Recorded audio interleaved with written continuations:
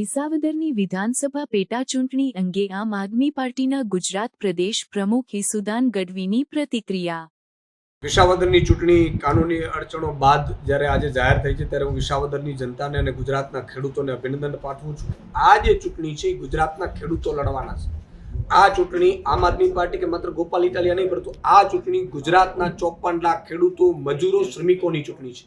ભાજપે વારંવાર વિસાવદરની જનતાનું અપમાન કર્યું છે. ત્યાંથી ધારાસભ્ય ચૂંટાય, ભાજપનો ન ચૂંટાય, વિસાવદરની જનતા ભાજપ વિરુદ્ધ મતદાન કરે એટલે ભાજપ છે એ રૂપિયાના જોરે ધારાસભ્યો ખરીદવાનો ધંધો કરે છે. ત્યારે અમે આમ આદમી પાર્ટીએ પહેલા સર્વે કરાવડાવ્યો કે ભાઈ હવે તમને તમારી શું ઈચ્છા છે. ત્યારે વિસાવદરની જનતા એવું કહેલું કે અમને મજબૂત લીડર આપો. આજે પણ અમે ભાજપને હરાવવા માટે તૈયાર છીએ. એટલે ગોપાલ ઇટાલિયાજી જેવા મજબૂત લીડર આપ્યા છે અમે, અને અમને પૂરો વિશ્વાસ છે કે આમ આદમી પાર્ટી અને ગુજરાતના ખેડૂતો, વંચિતો, ગરીબો, શોષિતો અને એનો અવાજ વિસાવદરની ચૂંટણીમાં જીતવાનો છે.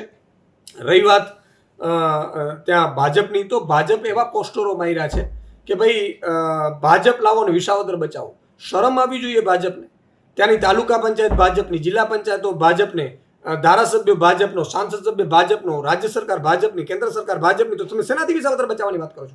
વિસાવદરની સાથે તમે અન્યાય કર્યો છે, વિસાવદરના ખેડૂતોનું અપમાન કર્યું છે. એટલે મારી ગુજરાતના ખેડૂતોને વિનંતી છે કે એક થઈને આ વખતે પાર્ટીઓ ભૂલી જાઓ. તમે કોંગ્રેસના કાર્યકર્તાઓને, ભાજપના કાર્યકર્તાઓને મારી વિનંતી છે કે ગોપાલ ઇટાલિયા એ ગુજરાતના ખેડૂતોનો અવાજ બનવા જઈ રહ્યું છે. ત્યારે તમે બધાએ એમને મદદ કરીને ઝાડુનો બટન દબાવજો. કારણ કે એટલા માટે કે જો વિસાવદરની ચૂંટણી ભાજપ હારશે તો ખેડૂતોનું દેવું માફ કરશે ભાજપ. વિસાવદરની ચૂંટણી ભાજપ હારશે તો ઇકોઝોન નાબૂદ કરશે. વિસાવદરની ચૂંટણી ભાજપ હારશે તો ખેડૂતોને પૂરતા મગફળીના અને કપાસ સહિતના પાકોના ઉપજના ભાવ આપશે. વિસાવદરની ચૂંટણી ભાજપ હારશે તો પાક વીમો ફરીથી ચાલુ કરવું પડશે ભાજપે. વિસાવદરની ચૂંટણી હારશે તો આખા ગુજરાતના ખેડૂતોને ફાયદો થશે. અને ગોપાલ ઇટાલિયાજી જ્યારે જશે વિધાનસભામાં ત્યારે એનો અવાજ ગુંજશે. રહી વાત કોંગ્રેસની, તો મારે કોંગ્રેસના નેતૃત્વને પણ મારી વિનંતી છે કે તમે 4 પેટા ચૂંટણીમાં આમ આદમી પાર્ટીએ તમને ટેકો આપ્યો. આપણે નક્કી થયેલું હતું, છતાંય તમે ઉમેદવારો ઊભી રાખવાની જે વાત કરી રહ્યા છો એટલે તમે ગઠબંધન તોડ્યું છે.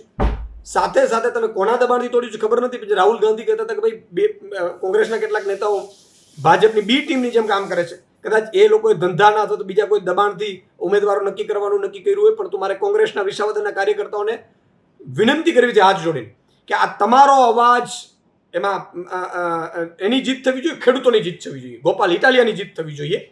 એટલે આ મેસેજ પણ આખો ક્લિયર ત્યાં પહોંચવું જોઈએ. અને કોંગ્રેસવાળા એવું કહે છે કે અમને ઉમેદવારમાં પૂછવા નથી આવ્યું.